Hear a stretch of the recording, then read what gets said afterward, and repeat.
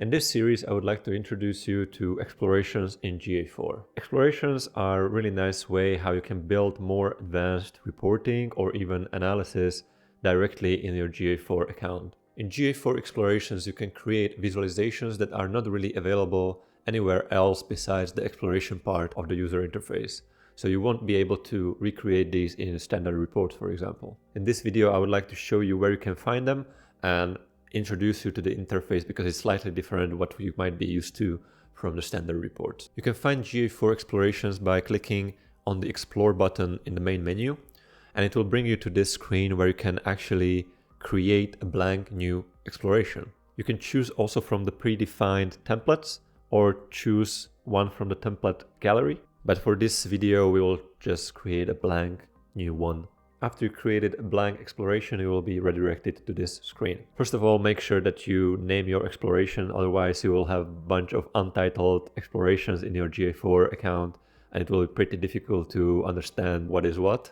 So in this case, I'll just give it name example exploration. Underneath, you can choose the time period in which you want to do this reporting. So in this case, we have like last 30 days, let's say. And beneath, we have 3 building blocks of each exploration. So we have segments we want to use in our explorations, and we have dimensions and metrics. Before you start building your visualization, make sure to add dimensions, metrics, and segments that you want to work with. So let's say we want to add a dimension, click on dimension, and then here it will show up all the available dimensions that you have in your GA4 property. So those are pretty much categorized into 2 different groups. We have predefined, so these are dimensions that GA4 tracks automatically for you. And then we have also custom. So if you define a custom dimension, you will find it here as well. So let's say we want to add event name, and then you just select all the dimensions that you want to import and then click import button on the top right. The same goes with the metrics. You have predefined and custom.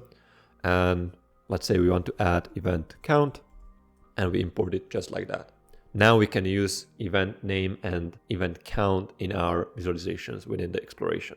In the second panel, tab settings, you can choose from various visualization techniques. Currently in explorations, there are few visualization techniques that you can use. So it's freeform, which is like a simple table. Then we have chord exploration, funnel, segment overlap, path exploration, user explorer, and user lifetime. The options that are included then in this second tab settings panel will depend on what visualization technique you will choose. I will do separate videos for each of them to go over the details of each. In this section is where your visualization will appear. If you want to make it a little bigger, you can minimize these panels and you can actually add multiple tabs here. So you can have multiple visualizations within one exploration. So by clicking here on the plus sign, we can add another type of visualization. On the top right, we can export data either to Google Sheets, TSV or CSV files, or even PDFs. So whatever is displayed in this exploration can be exported. Then we can make this exploration shared within the property. So you can share your exploration in the read-only mode with everyone who has access to this GA4 property. Otherwise, it's only private to you, to your account. And you have also your data quality indicator, which tells you if the sampling was applied, for example. So that was just a basic overview of the interface. In the next videos, I will go over different visualization techniques and show you how you can use them.